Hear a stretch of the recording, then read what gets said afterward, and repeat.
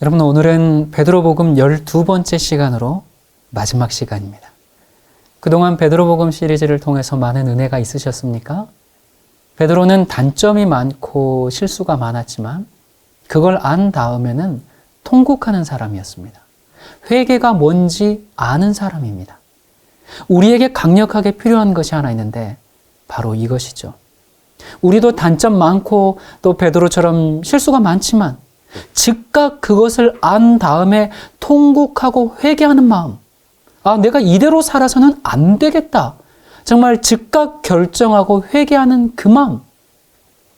이것 때문에 베드로가 그의 삶이 변하고 세상을 변화시킨 인물이 되었습니다. 이것 때문에 예수님께서 베드로를 사랑하셨습니다. 여러분, 주님께서는 완벽한 사람을 찾으시는 게 아니라 굴복할 줄 아는 그런 사람을 찾으시지요. 요한복음 1장 37절부터 말씀입니다. 두 제자가 그의 말을 듣고 예수를 쫓거늘 예수께서 돌이켜 그 쫓는 것을 보시고 물어 가라사대 무엇을 구하느냐? 가로되 랍비여 어디 계시오니까 하니 예수께서 가라사대 와 보라. 그러므로 저희가 가서 계신 데를 보고 그날 함께 거하니 때가 제 10시쯤 되었더라. 안드레와 야고보의 형제 요한이 어느 날 이제 침례 요한과 함께 있었어요. 그때 침례 요한이 예수님을 가리키면서 보라 세상 죄를 지고 가는 하나님의 어린 양을 보라 그렇게 이제 얘기했죠. 그 일이 있은 후에 안드레와 요한이 예수님을 따라갔습니다. 여기에 나오는 대로 이제 예수님께서 그의 제자를 부르시는 첫 기록에 나오죠. 랍비여 어디 계십니까? 그러니까 와 보라. 그래서 이제 그들이 따라갔어요. 따라가서 몇 시간을 보냈는지는 모르지만 아무튼 한동안 같이 있다가 이제 집으로 왔습니다. 와서 이제 40절에 요한복음 1장 40절 요한의 말을 듣고 예수를 쫓는 두 사람 중에 하나는 시몬 베드로의 형제 안드레라. 자, 두 사람 가운데 한 사람은 안드레였는데 그가 누구였다고요? 베드로의 형제였습니다. 바로 그가 베드로에게 찾아가가지고 우리가 메시아를 만났다 그렇게 이야기를 했습니다. 여러분, 저는 때때로 베드로가 이제 오순절에 설교하면서 수많은 영혼들을 그리스도께로 이끄는 장면을 그 안드레가 목격할 때 그의 마음이 얼마나 기뻤을까 한번 생각해 봅니다. 아마도 마음속 정말 깊이 뛰고 넘치는 그런 큰 기쁨이 안드레 마음에 있었을 겁니다. 바로 자기가 인도한 그의 형제 베드로가 수천 명의 사람을 예수님께로 인도하는 장면을 볼 때 그 기쁨이 말할 수 없이 컸을 겁니다. 여러분, 우리는 우리가 하는 그 한마디의 말 또는 그 한마디의 하나의 행동이 다른 사람에게 어떤 영향을 끼치는지 알지 못하죠. 제가 이 시간에 이제 드리는 그 말씀의 이 핵심은 오라입니다. 예수님께서 처음으로 안드레와 요한을 오라고 부르셨고요. 안드레가 그의 형제인 베드로를 오라고 불렀습니다. 또 마가복음 1장 17절에 다시 한번 오라는 말씀이 있는데요. 이 일은 몇 달 후에 갈릴리 해변에서의 일입니다. 이 제자들이 이제 예수님의 이 부르심을 받았지만 전부 파트타임으로 그렇게 예수님을 따라다녔고 나머지 시간에는 고기 잡는 일을 하고 그랬거든요. 근데 여기에 바로 베드로와 다른 제자들이 이제 고기 잡는 모습이 나와요. 마가복음 1장 16절부터입니다. 갈릴리 해변으로 지나가시다가 시몬과 그 형제 안드레가 바다에 그물을 던지는 것을 보시니 저희는 어부라. 예수께서 가라사대 나를 따라오너라. 내가 너희로 사람을 낚는 어부가 되게 하리라 하시니 곧 그물을 버려두고 쫓으니라. 곧 그물을 버려두고 쫓으니라. 그리스도인은 하늘을 향해서 끊임없이 전진해야 하죠. 우리는 살면서 예수님께서 오라! 그렇게 하는 주님의 부르심을 자주 듣게 될 겁니다. 이리로 오라! 내게로 오라! 여러분, 참된 그리스도인의 생애는 예수님께서 부르실 때 따라가는 생활의 연속인 겁니다. 오라고 부르실 때마다 따라가는 겁니다. 이 얼마나 아름다운 일이겠습니까? 자, 또 마가복음 6장 31절을 봅시다. 예수님의 초청은 언제나 와서 일만 하라 그렇게 부르지 않으셨어요. 어떤 때는 와서 쉬라고도 부르셨습니다. 31절 이르시되 너희는 따로 한적한 곳에 와서 잠깐 쉬어라 하시니 이는 오고 가는 사람이 많아 음식 먹을 겨를도 없음이라. 여러분, 우리가 하나님의 음성을 더욱 분명히 들을 수 있는 그런 개인적인 시간을 가져야 합니다. 우리는 영적인 필요를 채우기 위해서 정말 한적한 곳에서 예수님과 함께 시간을 가지면서 좀 쉬는 경험을 가지는 것이 아주 필요합니다. 우리가 성경을 펴서 그럴 때 정말 하나님의 말씀을 볼 때 그 말씀을 통해서 우리에게 말씀하시는 그 하나님의 음성을 들을 수 있을 겁니다. 정말 정신없이 바쁘게 정말 이렇게 살다가 우리 내 시간에 어느 일정 부분을 잘라내서 하나님과 함께 쉬는 그 타이밍. 이것은 하나님의 일을 위해서 일하는 사람들이나 누구나를 막론하고 한적하고 정말 고요한 시간에 주님과 함께 지내는 그런 시간이 필요하죠. 자, 이렇게 하루가 지나고 마태복음 14장을 보면 5,000명을 먹이신 그 기적을 베푼 날이 됩니다. 사람들이 흥분해서 예수님을 왕으로 추대하려고 했는데 어떻게 했어요? 예수님께서 다 군중을 돌려보내셨죠. 자, 그리고 무슨 장면입니까? 제자들을 이제 호수 건너편으로 먼저 보내시고 예수님께서는 기도하시기 위해서 그곳에 머물러 계셨습니다. 그리고 그날 밤에 주님께서 이제 제자들에게 물 위로 걸어오셨어요. 자, 예수님이 이렇게 가까이 제자들에게 오니까 제자들이 놀라니까 뭐라고 하셨습니까? 나니까 두려워 말라. 그러면서 이제 예수님의 음성을 듣고 예수님을 이제 알아차렸죠. 그때 베드로가 예수님께 뭐라고 했습니까? 주님이시면 저에게 오라 말씀해 주십시오. 그래서 예수님께서 베드로에게 뭐라고 하셨어요? 그래, 오라. 베드로는 예수님으로부터 오라고 하는 말씀을 전에도 들은 적이 있었죠. 여러분, 우리가 정말 이 상상력을 이용해서 베드로가 이제 드디어 물에 첫 발을 탁 내딛는 그 광경을 그려볼 수가 있습니다. 어떤 의심이나 불안함도 없이 또 물에 빠지면 어떻게 할까 하는 염려도 없이 정말 첨벙 소리를 내면서 첫 발을 내딛는 그 광경을 우리가 그려볼 수가 있습니다. 예수님이 오라고 하자 물 위로 걷기 위해서 첫 발을 내딛었을 때 그는 물 위를 걸을 수 있었습니다. 그렇게 정말 성큼성큼 가다가 그만 물에 빠지고 맙니다. 왜 빠졌어요? 그가 뒤를 돌아봤죠. 예수님만 바라봐야 하는데 왜 뒤를 돌아봤을까요? 뒤를 돌아보면서 우쭐댔죠. 너희들 나 봤지? 다른 제자들이 자기에 대해서 얼마나 부러워하고 있을까 하는 생각이 들었죠. 예수님을 바라보는 대신에 제자들을 바라보았을 때 어떤 일이 생겼는지 여러분들이 잘 아십니다. 예수님에게서 눈을 돌리는 순간부터 가라앉기 시작을 했죠. 자, 그리고 또 요한복음 21장 12절에 또 다른 기사가 나오는데 부활하신 후의 일이에요. 간밤에 정말 온 밤이 새도록 베드로와 그의 형제들이 고기를 잡으려고 온갖 힘을 다했지만 정말 어떻게 해야 될지를 몰랐습니다. 그러는 중에 누군가가 그들의 행동을 지켜보고 있는 사람이 있다는 것을 그들이 발견하게 됐죠. 그분이 바로 예수님이라는 것을 알아차렸고 예수님께서 정말 이 제자들을 향해서 아침을 와서 먹으라고 부르시는 소리를 그들이 들었습니다. 예수님으로부터 얘들아 아침 같이 먹자. 여러분, 그 초청을 우리가 받는다면 얼마나 기쁜 일이 되겠습니까? 그런데 제자들만이 아니라 오늘을 사는 우리도 이런 초청을 받고 있습니다. 우리는 어린 양의 혼인잔치에 초청을 받았습니다. 이 초청을 받은 사람은 행복한 사람들이고 복받은 사람들입니다. 예수님께서 그들을 향해서 와서 먹으라 그렇게 부르십니다.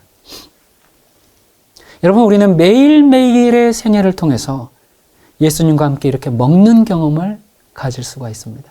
매일매일 예수님께서는 생명의 떡이 되시는 자신의 그 살과 생수가 되시는 그분의 피를 마시라고 우리를 향하여 초청을 계속하고 있습니다. 매일매일 우리를 향해서 와서 아침 먹자. 내가 차려놨으니 아침 먹어라. 그렇게 부르십니다. 말씀을 날마다 먹으라고 우리를 부르고 계십니다. 정말 맛있는 음식들입니다. 여기에 나오는 온갖 정말 이 과일들과 곡식들, 또 잎이 풍성한 음식들을 차려놓고 와서 조반을 함께 먹자, 아침 함께 먹자, 그렇게 초청하십니다. 와서 함께 먹으면서 귀한 이야기들, 놀라운 약속의 말씀들을 함께 이야기하자, 그렇게 우리에게 말씀하고 계십니다. 그리고 베드로의 마지막 생애가 어떠했습니까? 요한복음 21장 18절에 내가 진실로 진실로 내게 이르노니 젊어서는 내가 스스로 띠띠고 원하는 곳으로 다녔거니와 늙어서는 내 팔을 벌리리니 남이 내게 띠띠우고 원치 아니하는 곳으로 데려가리라. 여러분, 이 말씀은 예수님께서 베드로가 십자가에 달려서 어떻게 죽을 것인지에 대해서 베드로의 최후의 운명을 미리 내다보고 예언하신 말씀이죠. 여러 해가 지난 후에 이 베드로가 자기의 마지막 생애가 다할 때 그는 이 기억을 다시 회상하게 됩니다. 베드로후서 1장 13절 14절에 내가 이 장막에 있을 동안에 너희를 일깨워 생각하게 함이 옳은 줄로 여기노니 이는 우리 주 예수 그리스도께서 내게 지시하신 것 같이 나도 이 장막을 벗어날 것이 임박한 줄을 알미라. 베드로는 자기의 생애를 통해서 자기가 어떻게 죽을 것이라는 것을 알고 있었습니다. 예수님께서 베드로와 함께 갈릴리 해변을 걸어가실 때 그 자기가 어떤 죽음으로 하나님께 영광을 돌릴 것에 대해서 미리 말씀하셨죠. 베드로는 자기의 생애를 통해서 그 자기를 기다리고 있는 그 십자가가 있다라는 것을 알고 있었고 그때가 이제 임박했다라는 것도 알았습니다. 만일 여러분이 이런 사실을 미리 알고 있다면 어떻겠습니까? 여러분 잠시 한번 생각해 보시기 바랍니다. 여러분이 어떻게 죽을지 예언되어 있어요. 그것도 아주 끔찍하게. 십자가에 달려 죽는다는 것은 고통스러운 일이고 당시에는 가장 저주스러운 죽음이었습니다. 여러 시간을 십자가에 매달려 있으면서 고통을 받아야 하는 그런 죽음입니다. 베드로는 하루하루 지날 때마다 십자가에 죽을 날이 하루하루 가깝게 되었다는 것을 알았습니다. 그러나 정말 하나님께 감사하는 것은 그가 그렇게 죽어야 하는 일 때문이라 할지라도 아이고 이제 죽을 날이 가까워오고 있구나 하면서 얼굴에 수심이 있거나 염려하는 기색이 없었다는 겁니다. 그를 사랑하던 그 예수님에 대한 사랑에는 변함이 없었습니다. 그는 결국에 그런 방법대로 죽어야 할 날이 왔을 때, 그날이 왔을 때 예수님처럼 십자가에 달려 죽는다는 것은 너무나 황송한 일이라서 오히려 거꾸로 십자가에 달려 죽게 해달라고 요청해서 그렇게 죽었습니다. 이 베드로의 마지막이 너무나 위대해서 참 그저 조용히 묵상해 볼 뿐입니다. 나는 과연 그 길을 그렇게 갈 수 있을까? 저는 베드로가 이런 죽음을 당할 때에 예수님의 특별한 음성을 들었을 것이라고 생각합니다. 예수님께서 그의 생애를 통해서 와서 보라, 나를 따라오라, 오라, 와서 한적한 곳에서 잠깐 쉬어라, 와서 조반을 먹으라. 그렇게 말씀하신 예수님께서 지금 이 시간에 이제 베드로를 향해서 이젠 와서 나와 함께 죽으라. 그 말씀하시는 예수님의 부르심을 분명히 들었을 것이라고 생각합니다. 내가 죽은 것처럼 와서 죽으라는 음성을 들었지요. 또 마태복음 25장 34절에 보면 다른 경우에 예수님께서 오라 그렇게 말씀하신 말씀이 나오는데, 이 말씀은 베드로의 마지막 생에서 듣게 될 오라는 초청의 말씀입니다. 그런데 아직 베드로가 이 초청의 음성을 듣지 못했습니다. 하지만 언젠가는 베드로가 이 오라고 하시는 이 초청의 말씀을 듣게 될 겁니다. 도대체 어떤 말씀을 하셨길래 베드로가 아직 이 초청에 응답하지 못했을까? 마태복음 25장 34절입니다. 그때 임금이 그 오른편에 있는 자들에게 이르시되 내 아버지께 복받을 자들이여 나와 창세로부터 너희를 위하여 예비된 나라를 상속하라. 여러분이 얼마나 아름다운 초청의 말씀입니까? 베드로가 바로 이 초청의 음성을 듣게 될 것입니다. 저는 예수님의 이 음악과도 같은 마지막 초청을 듣기를 간절히 원합니다. 마지막 날에 저를 보시면서 내 아버지께 복받을 자여 나와 이리 와서 창세로부터 너를 위하여 예비된 나라를 상속하라. 이 얼마나 감격적인 순간입니까? 우리가 평생 고대해왔던 그 음성을 듣는 순간입니다. 오늘 이 설교를 듣는 저와 여러분, 우리 모두가 이 세상에서 가장 아름다운 이 초청을 들을 수 있게 되기를 정말 간절히 바랍니다. 베드로의 생애에 대해서 살펴봐야 될 또 한 가지가 있습니다. 마태복음 19장 27절 8절 말씀인데요. 이 말씀은 예수님께서 부자 청년과 이제 담화를 마치고 하신 말씀이에요. 예수님은 그때 부자 청년이 그냥 돌아간 것에 대해서 마음에 아주 슬픔이 있으셨죠. 그러면서 부자가 천국에 들어가기가 어렵다 이제 그 말씀하시죠. 어렵다고 했지 못 간다고는 하지 않았습니다. 하나님께서는 부자도 하늘에 가게 하실 수 있습니다. 하지만 어떤 부자요? 하나님께서 맡기신 재물을 나는 잠시 맡고 있는 청직이다 그렇게 생각하고 자신의 이기적인 욕망을 위해서가 아니라 하나님의 나라를 위해서 기꺼이 드리는 부자들은 하늘에 있을 겁니다. 자, 무슨 말씀을 이제 하시는가?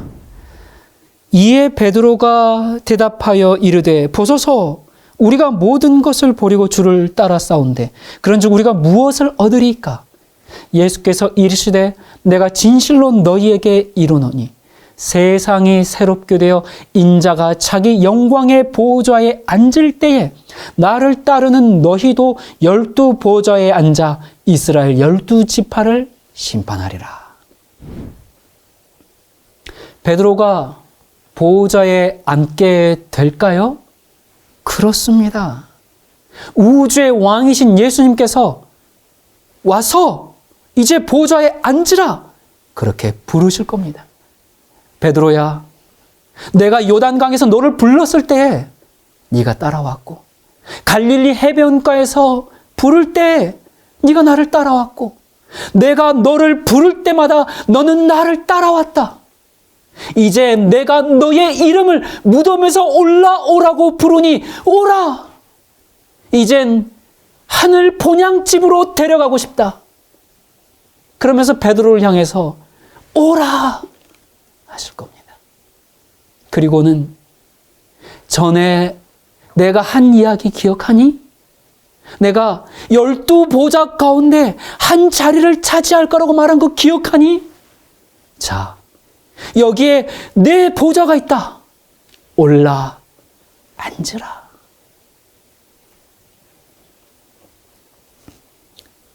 그런데 베드로에게뿐만 아니라 이어서 우리에게도 약속을 해주십니다. 29절에 또 내 이름을 위하여 집이나 형제나 자매나 부모나 자식이나 전토를 벌인 자마다 여러 배를 받고 또 영생을 상속하리라. 예수님과 면담을 하고 돌아간 이 부자 청년은 이와 같은 영원한 상급을 받을 뻔했지만 그냥 돌아갔습니다. 그가 가진 모든 것을 이 땅에서 사용하면서 부귀를 누렸을지는 모르지만 쾌락을 누리고 권력도 누렸을지 모르지만 영원한 생명은 얻지 못했습니다. 아주 큰 손해를 봤죠. 영생만 잃은 것이 아닙니다. 여러분 생각해 보세요. 그렇게 떠나 살면서 마음껏 막 이렇게 누리기는 했지만 그의 마음이 편했을까요? 늘 불안과 초조와 스트레스 속에서 어떤 질병으로 죽었는지도 모르겠습니다. 그러나 세리직을 버린 사람들, 그물을 버린 사람들, 고위 공직자직을 떠난 사람들, 그 외에도 예수님의 부르심을 받고 예수님을 따른 사람들이, 그들은 이 땅에서 살면서도 마음의 평안을 누리며 살았고 영생을 약속받았습니다. 우리들 역시 그런 삶을 살고 있습니다. 여러분 그렇지 않습니까?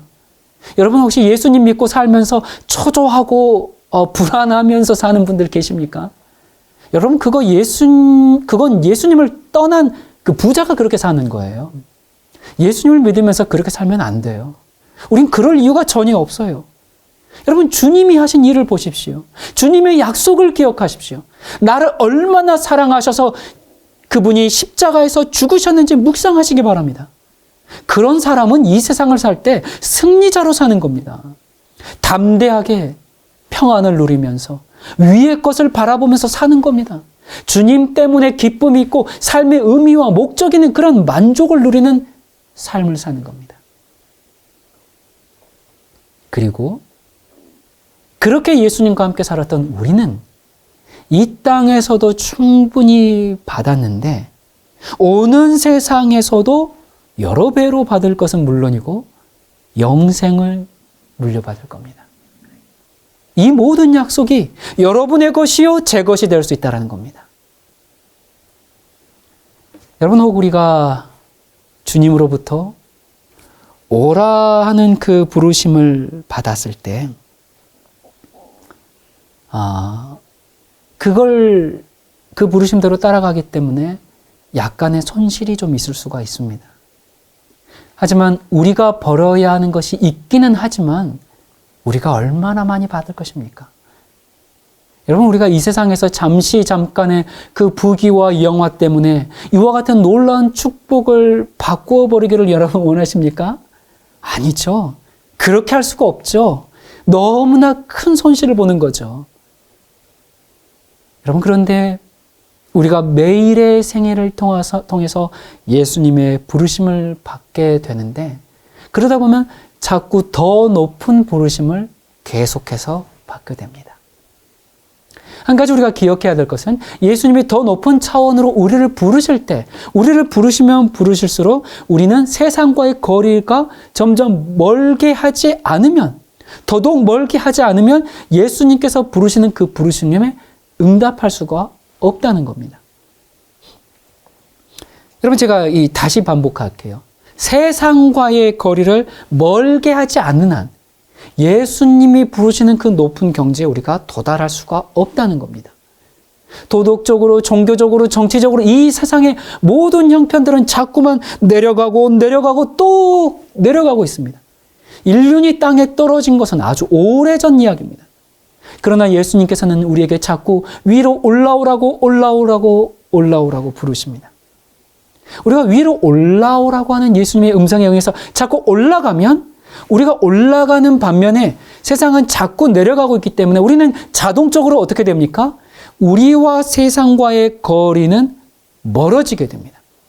로켓이 하늘을 정말 날아서 올라갈 때, 지구 대기권 밖으로 갈 때 처음에는 이 지구의 중력이 있고 그래서 끌어당기는 힘이 있고 그렇지만 일단 그 올라가면 그 다음에는 어떻게 돼요?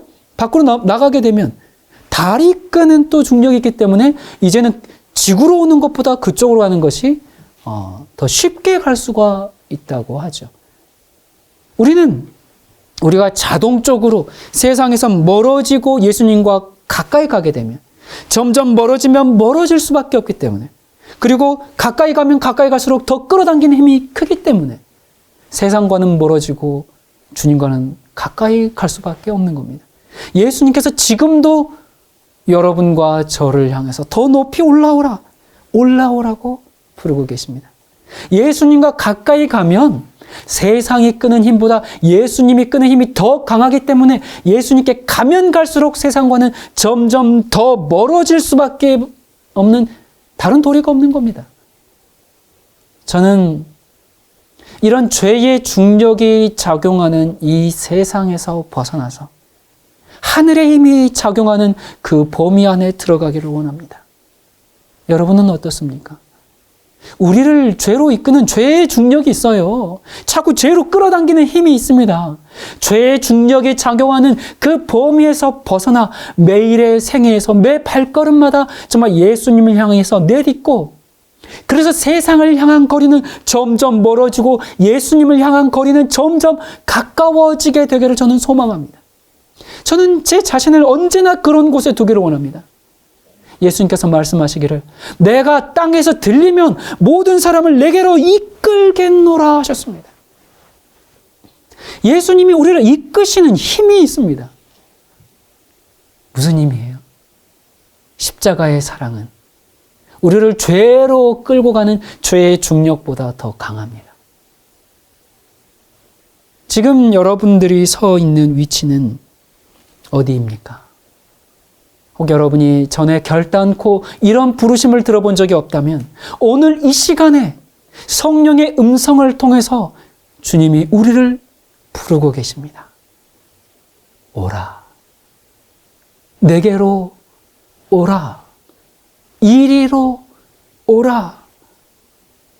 혹 여러분 가운데 이미 부르심을 받고 진리 안에 오셨다면 예수님께서는 성령의 음성을 통해서 더 깊은 방향, 더 고상한 길을 제시하면서 오라 그렇게 말씀하십니다. 새로운 결정, 새로운 헌신을 요구하실 수도 있습니다. 오늘 이 시간에 성령을 통해서 오라 하시는 그 음성을 들을 수 있으십니까? 혹 그 부르심이 십자가로 이끄는 일이 될지도 모릅니다. 베드로에게는 예수님께서 오라 그렇게 부르실 때 그 부르심 가운데는 무엇도 포함되어 있었어요? 십자가에 거꾸로 죽는 것까지 포함되어 있었습니다. 물론 우리가 이 예수님의 부르심에 응하면 십자가를 져야 하는 것은 당연한 사실입니다. 예수님은 누구든지 나를 따라오려거든 자기를 부인하고 자기 십자가를 지고 나를 따를 것이다. 그렇게 말씀하셨어요. 그렇지만 결국에 가서 베드로가 듣게 될 음성은 뭐였습니까? 내 아버지께 복받을 자들이여 나와서 창세로부터 너희를 위하여 예비된 나라를 유업으로 받으라. 이 주님의 부드러운 음성을 듣게 될 겁니다. 온 하늘은 우리가 이 새 예루살렘 성에 들어오기를 기다리고 있습니다. 우리는 하나님과 대면하여 사귀게 될 겁니다. 여러분, 죄인인 인간이 하나님을 대면한다. 지금은 상상이 안 되죠. 우리는 또 천사들과 지내게 될 겁니다. 여러분, 우리가 하나님과 함께 사귈 수 있는 그 친교의 관계를 누릴 수 있는 유일한 길은 하나님께서 우리들에게 지금 오라 부르실 때 주님, 제가 여기 있습니다. 제가 이대로 주님께 나아갑니다. 저를 받아주십시오. 하고 주님 앞으로 나가는 길뿐입니다. 주여 나를 받아주십시오. 우리가 어디로 인도하시든지 따라가겠다고 자주 찬송을 불러오지 않았습니까? 부름받아 나서니 몸 어디든지 가오리다. 우리가 이 찬송을 더욱 간절한 마음으로 더욱 진지하게 불러서 정말 우리의 간증이 되기를 바랍니다. 바라기는 정말 우리의 모두의 마음이 강하고 담대해서 오라고 부르실 때 정말 재빠르게 따라갈 수 있게 되기를 간절히 바랍니다. 지체하지 않고 의심 없이 다른 것을 전혀 생각지 않고 멸시천대 십자가는 제가 지고 가오리다. 그렇게 말할 수 있게 되기를 바랍니다. 혹 베드로의 경우처럼 우리가 그리스도인 생애를 사는 동안 실수하고 넘어지는 그런 일이 있다고 해도 다시 일어나서 회개하고 주를 끝까지 따라감으로 마지막 시대의 11시 일꾼, 종교 개혁을 완성하는 예수님의 증인이 되기를 간절히 바랍니다. 베드로도 많이 넘어졌어요. 넘어질 때마다 새로운 힘을 얻고 일어났습니다. 오라 그렇게 하시는 그 부름을 따라서 주님을 따라가는 일을 멈추지 않고 계속 한 발 한 발 나아갔기 때문에 그는 회개했고 그의 삶은 거룩했으며 그리고 그의 마지막 생애의 끝에는 재림의 영광스러운 승리의 날에 종지부를 찍을 수 있게 된 것입니다. 여러분과 저도 베드로가 한 그 일을 할 수 있다는 것입니다. 오늘 이 시간에 성령을 통해서 우리의 마음에 속삭이면서 오라 하시는 음성을 들을 수 있으십니까? 내게로 오라, 이리로 오라. 오기만 하면 사람을 낚는 어부가 되게 하시겠다고 말씀하십니다.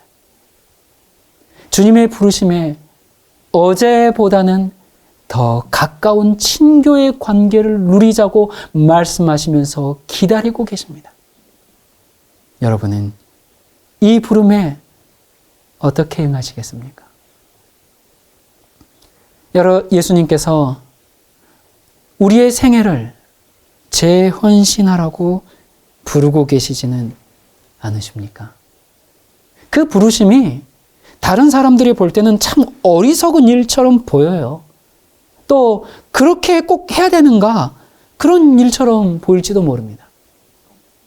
하지만 다른 사람이 어떻게 생각하든지 상관하지 말고 버릴 것은 버리고 너는 나를 따라오라고 말씀하십니다. 주님이 이 시간에 오라고 부르시면 어떤 것을 버리라고 하시든지 내가 죽기까지 따르겠다고 주님께 우리의 마음을 이 시간에 드리지 않겠습니까? 하나님께서 이 시대를 사는 우리를 통해서 6,000년의 인류 역사의 끝을 마무리하실 것입니다. 그 일을 위해서 오라 그렇게 부르실 때 주님이시여 내가 이렇게 주님 앞에 나옵니다. 나를 이대로 받아주십시오. 그렇게 대답하고 11시 일꾼의 사명을 완수하게 되기를 바랍니다. 기도하시겠습니다. 처음과 끝을 주장하시는 하나님 아버지, 주님께서 최초의 제자들을 부르셨고 중세기의 종교 개혁자들을 부르셨고 이제 세상 역사의 끝에 우리를 부르고 계십니다. 오라, 와서 나와 함께 이 구속 사역을 완성하자. 오라, 와서 인류를 향한 마지막 은혜의 복음을 전하자. 오라, 와서 내 십자가를 지라. 아멘. 주님을 따르겠습니다. 그 길이 시궁창처럼 보여도 따르기를 원합니다. 주님께서 나 같은 자를 위해서 베풀어 주신 그 은혜를 생각할 때 아골골짝 빈들에도 복음 들고 기꺼이 가기를 원합니다. 그리고 마지막 날에 오라, 너희를 위해 창세로부터 예비된 나라를 받으라 하시는 그 아름다운 오라는 초청도 듣기를 원합니다. 주님, 속해 오시옵소서. 우리의 주인이시며 우리의 왕이시며 우리의 영원한 친구이신 예수 그리스도 이름으로 간절히 기도드립니다. 아멘.